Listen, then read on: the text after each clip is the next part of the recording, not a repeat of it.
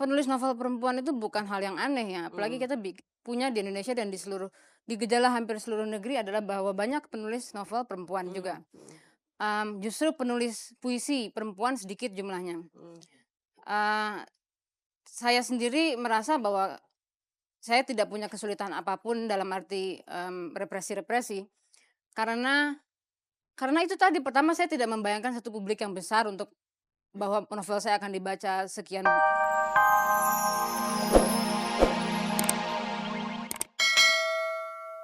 Ini ibu yang satu ini yang punya kerjaan dengan bahasanya yang agak-agak berani itu. Kasih tepuk tangan dong buat Ayu Utami.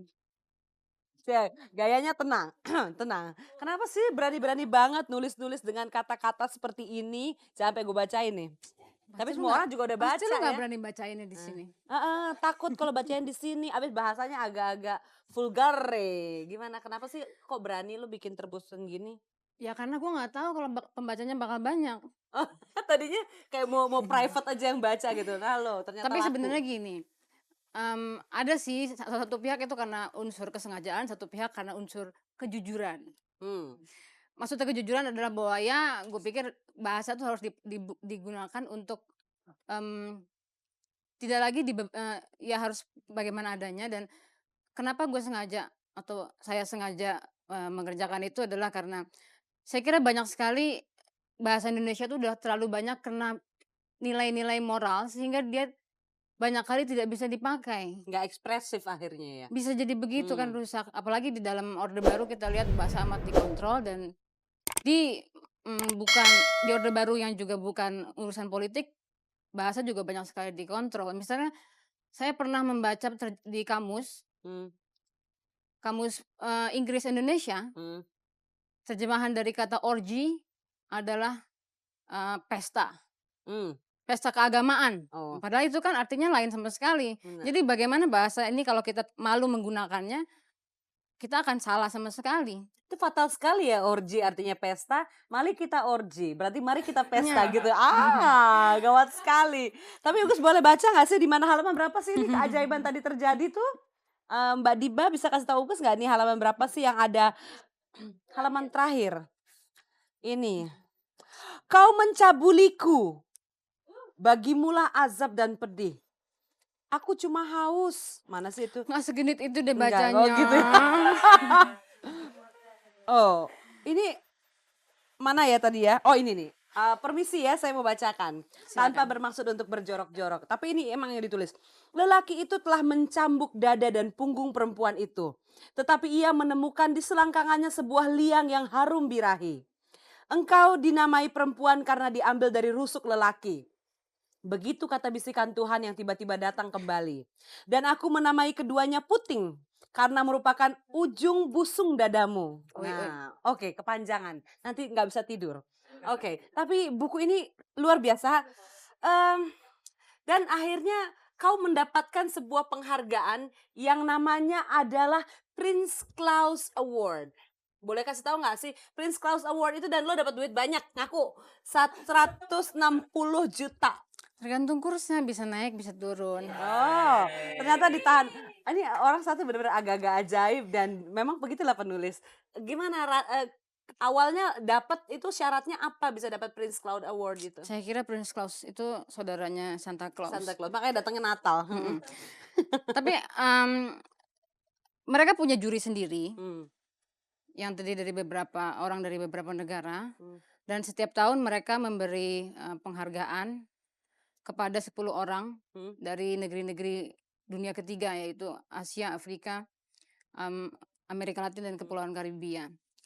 Jadi saya di luar proses mereka, jadi saya nggak tahu apa-apa, saya tidak bukan prosesnya saya melamar atau apa, tapi mereka mencari sendiri hmm. dan, kemudian sempat menghubungi saya untuk meminta beberapa review, kemudian minta foto karena mereka akan bikin buku, ya gitu aja. Tapi congratulations ya sekali lagi. Tadi penulis muda Indonesia yang ngedapetin award internasional dan perempuan.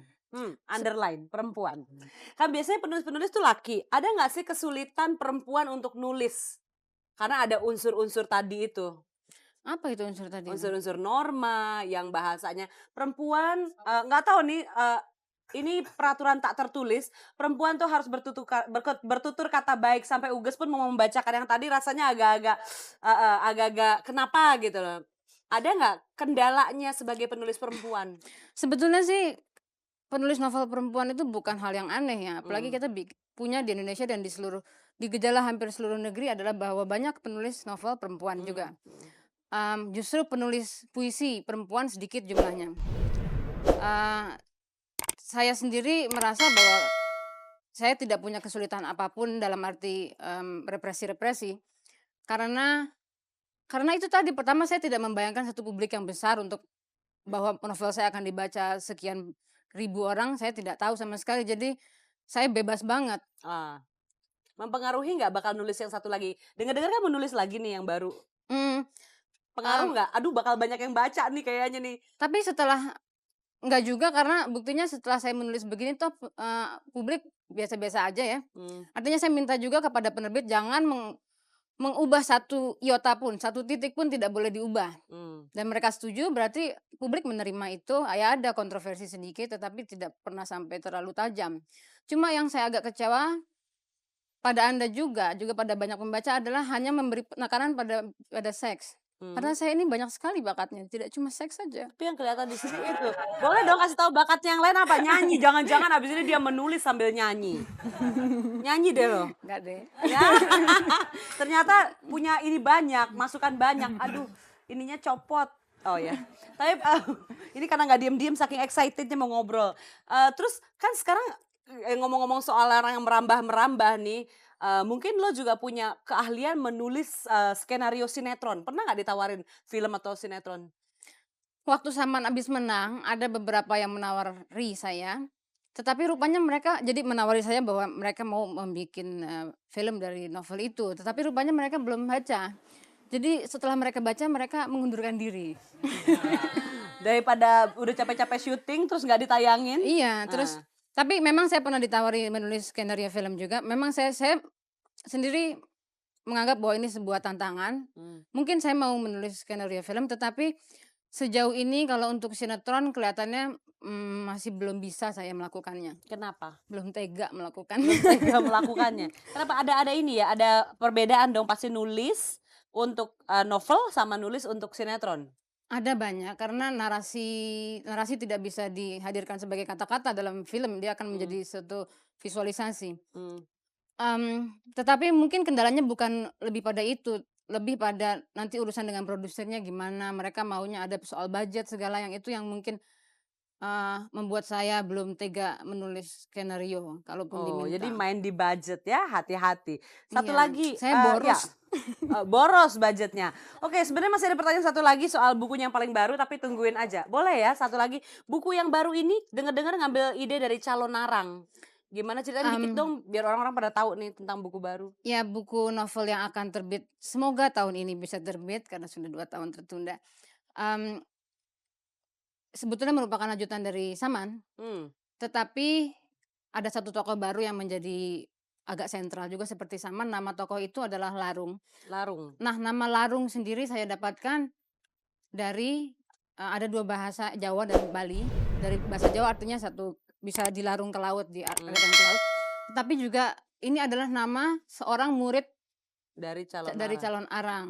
Nah, Mmm, calon arang kita tahu kan seorang nenek tua, janda, punya kekuatan sihir, jahat pula mmm. dalam mitos yang, Perempuan pula gitu berlaku ya? ya ya Mmm, perempuan, janda kok. pasti objeknya perempuan lagi nih, Nah, di dalam mitos, tradisi Larung ini bersama murid-muridnya calon arang yang lain semua perempuan.